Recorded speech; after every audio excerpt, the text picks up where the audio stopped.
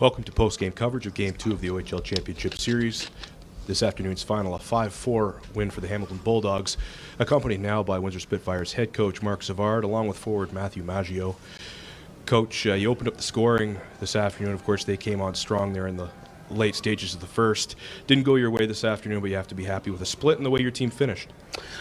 Yeah, I mean, excellent effort again. We got a confident group. We're never going to give up. We kept coming all night. I thought we came out, first 8 minutes, that's what we wanted. We wanted the big start, and we felt it was a dream start, really. They didn't get a shot. We were all over them, and we got a goal on the power play, that one. I think the first one was a power play, just a great goal. And then, we kind of got into some penalty trouble, and they took advantage. So they got a skilled team. I mean, they're a number one ranked team in the CHL for a reason. It's a good hockey club over there, and we just gave them too many chances on the power play, and at the end of the day, it ends up biting us. But again, I know I say it every time, but the resiliency of this group is amazing, and we're going to be ready to go again tomorrow night. And it's a series, first of 4. Matt, coach said it, a quick turnaround. 2 goals and assists for you today, but a Windsor boy going back to the home crowd, you have to be excited about that. Yeah, I think our home record all year has been pretty good, and that's a large part due to our fans. We know they're going to be loud, and we feed off that. We're a team that plays with a lot of energy, and going home playing in front of that many fans, I think, is definitely an added spark. So to be able to split and come back home, we're excited about that opportunity. Take questions now. Coach, coming into this series, your power play had not been great in the playoffs. You come here and all of a sudden it's going again. What's changed? Our power play was great all year. We've created momentum. It just hasn't gone in the net. We played 3 of the best goalies arguably in the league, Gaudreau, Cajun, and Cavlin. So there's your answer. They were their best penalty killers. We didn't score.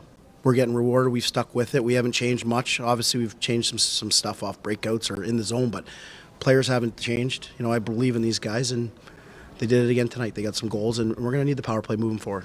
So for your team, do you like when the game becomes a special teams game, or would you prefer that it doesn't become a special teams game? No, and you never want it to become a special teams game. I mean, they've got a lot of offensive weapons, and we want to try and stay out of the box. That's something we're going to have to focus on. We got to be better. We can't get. And I thought the reffing was pretty even tonight. I thought there could have been a couple calls that they could have stayed in the box a little longer. I wasn't really happy with one call, obviously, on Hano. But again, it's going to be a battle. We know it, and 5-on-5 is where we want to be at. We felt we played pretty good 5-on-5 tonight. Last one for me. Would you have been, the Bulldogs looked better today, obviously, than they were first game. Would you have been shocked if they hadn't looked better in the second game? Well, no, it's almost, their backs were against the wall today, and they responded. But again, I'm proud of our guys. We came out in that first 8 minutes, and we had to give a little doubt to them because we really pressed the issue, and I'm proud of our guys. And then, obviously, the talk after the second was just, guys, just keep going, keep staying with the process, and they did that tonight, and we came really close. Yeah, Matthews, I have a question here about Andrew Parrott, Luca Hano. How important is that for you guys up front to have 2 reliable veteran defensemen in this league on the back end and allow you guys to push for offense? Yeah, no, I think they're both great players, and obviously they free up a lot of space for us. When you have D-men out there that can become a threat, it kind of makes the forwards second-guess who they need to stay with. So it definitely opens up a lot. And Perot, obviously, he's been huge since he came over. He was a really big piece of our team. And Hano, obviously, he's been the backbone of our defense all year. But it's not just those 2 guys. I think it's our whole D-core. Renwick's really stepped it up. And Rebo, and we're just Soblev, Nicky, like all the guys. We got faith in all of them, and they all contribute in their different ways. So. Yeah, for sure. And Mark, any update on Zito or Pierre? Yeah, Zito's day to day. Pierre's the same thing. Just day to day, and then we'll look. Hopefully, one of them get back in tomorrow night. Matt, you guys had a 2-goal comeback in Game 1. You guys scored a couple quick ones here in the third. Again tonight, just what was it about the urgency there late in the third period of the last couple of games for you guys to be able to obviously tie Game 1 and then came really close to tying this game? Just how confident are you guys down by a few goals that you're going to be able to come back and tie that game? I think that's something that we've done all year. There's no quit in the locker room, even after the second period being down by that many. I think we just have a confidence in our group, and if we stay out of the box, I think we're a really dangerous team offensively, and goals haven't been the biggest problem all year. I think we have a lot of faith in our forwards and our D-men that can put the puck in the net. So being down by a few goals, I mean, a big thing for us is just sticking together and not turning on each other. And I think when we do that, and you add in later parts of the game, I think everyone really gives their max effort, and I think we need more of that throughout the game. But that intensity in the last 20 minutes was something that I think we're going to carry into next game, and was really big for us.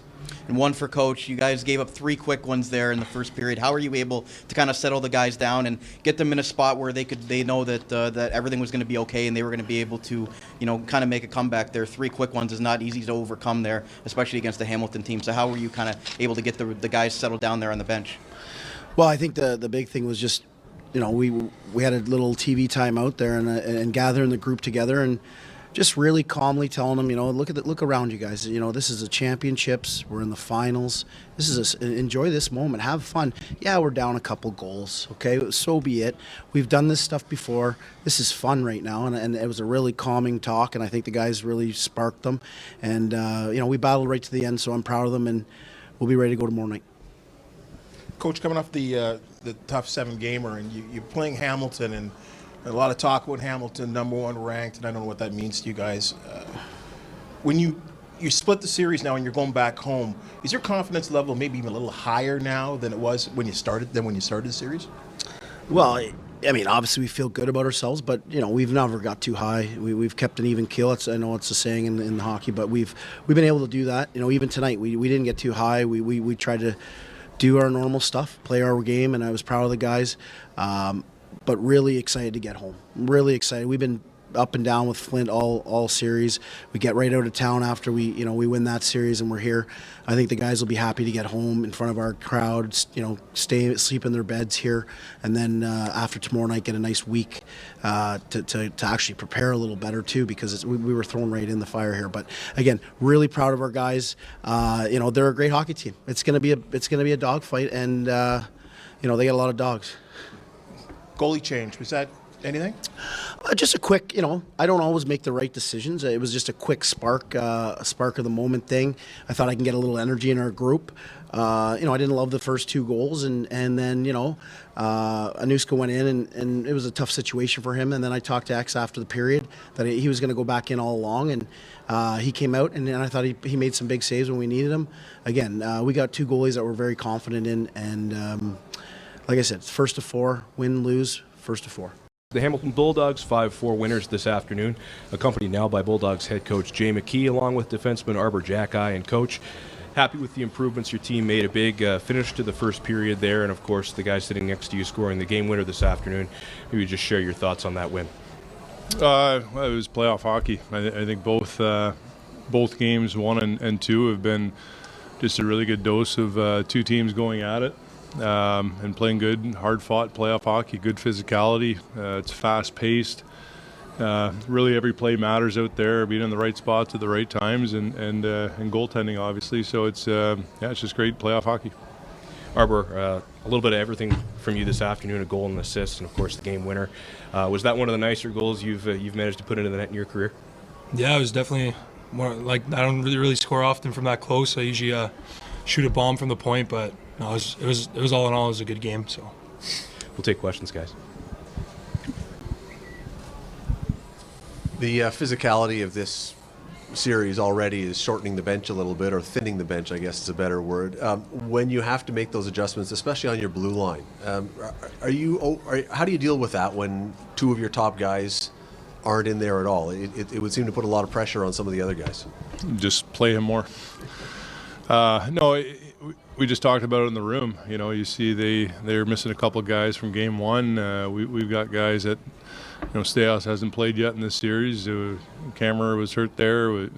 Mishak went down the tunnel last game. McTavish, Hayes. I mean, I'll go back to it. It's really playoff hockey. If you get to this point in the season at any level of competitive hockey, there's going to be a lot of ice bags tossed around after games, and I think on our side of things, we've dealt with that all year. We've had, I mentioned before, somewhere around 160 man games lost in the regular season, and our guys still stuck with things and stuck to game plans and work ethic and had success. So we're going to have to keep doing that here now.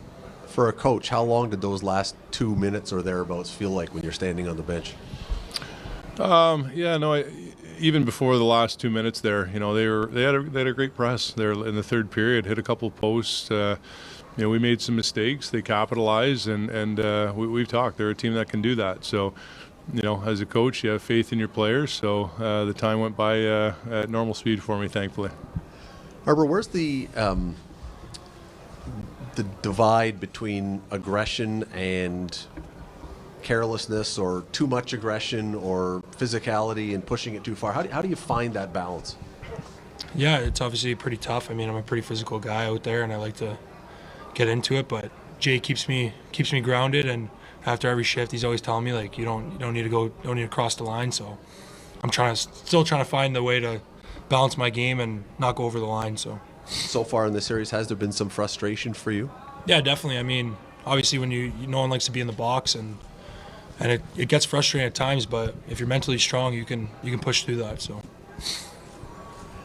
Yeah, Arber, the play of your goaltender, Marco Constantini, how much confidence do you guys get? I mean, he makes save after save for you guys. How much confidence do you guys get in having him back there for you? Yeah, he's great. He's been great all year, and he's been the best goalie in the league. So it's obviously great, and it allows the D to be way more confident back there and gives us hope. So.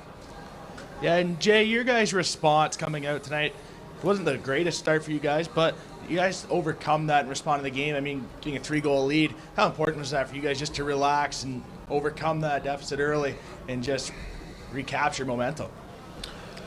Yeah, we didn't have the start that we wanted. There's no question. I thought we were everything was a little off. You know what? We're at home. I think these guys feel a little pressure at home just after having a great season and being in this situation. And the truth is, there is a pressure to win at home in a series, right? And especially going into this one. And they're teenagers, right? So these are emotions that they haven't been through before. It's a great experience for our guys, and to be able to turn it around there and get back to our game after a bit of a rough start. Good credit to the players for sticking with it. And I think they just started to feel their game, and things started to click, and they relaxed a bit and just started playing. So I think going on the road now, after going through those emotions here at home and feeling the how the series is it's a good time for us.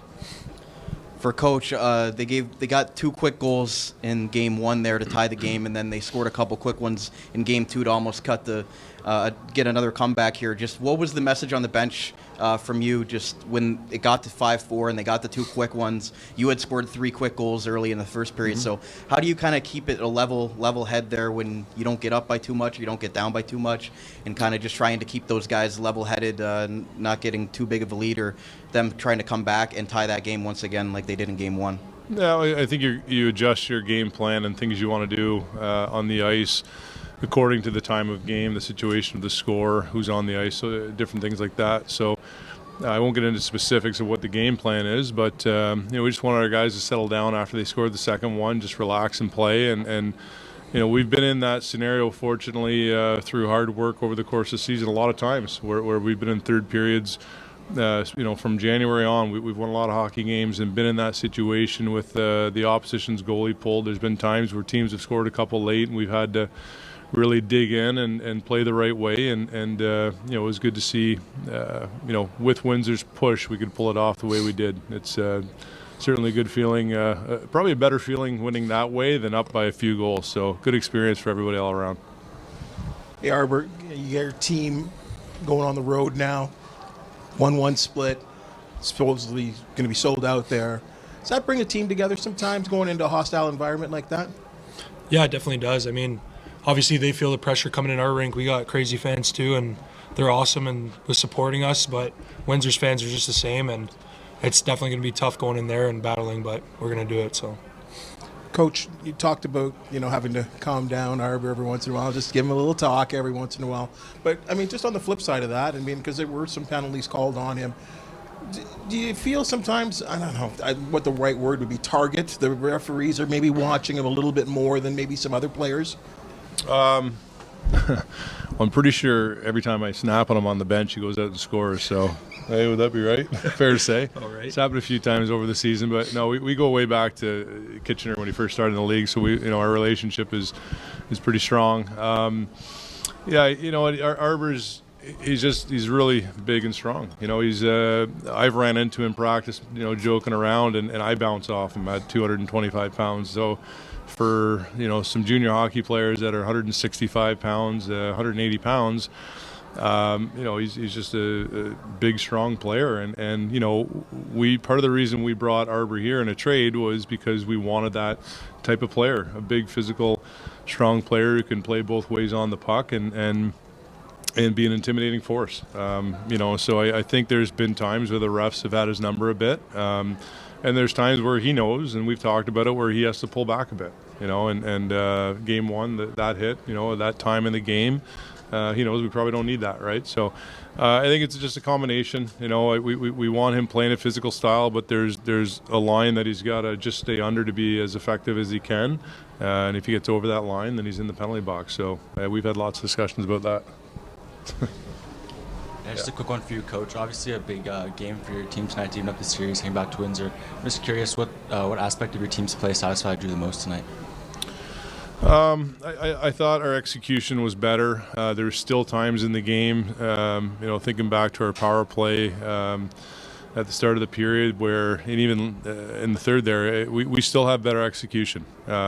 Obviously we got in a roll there in the first period, and I felt like our guys settled in a bit, but on the flip side of things, again, I think after 5 periods of hockey in this series, we had 14 minor penalties, and we just can't do that. So that would be an area that we have to certainly really focus on. As coaches, we can't go out there and hold their hands for each shift, so it's going to come internally from the players, just having that discipline to do the right thing and control their emotions at times.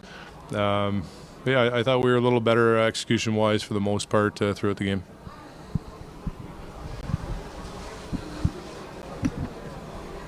Quick turnaround for Game 3. The series tied 1-1, and we're back at it tomorrow night in Windsor.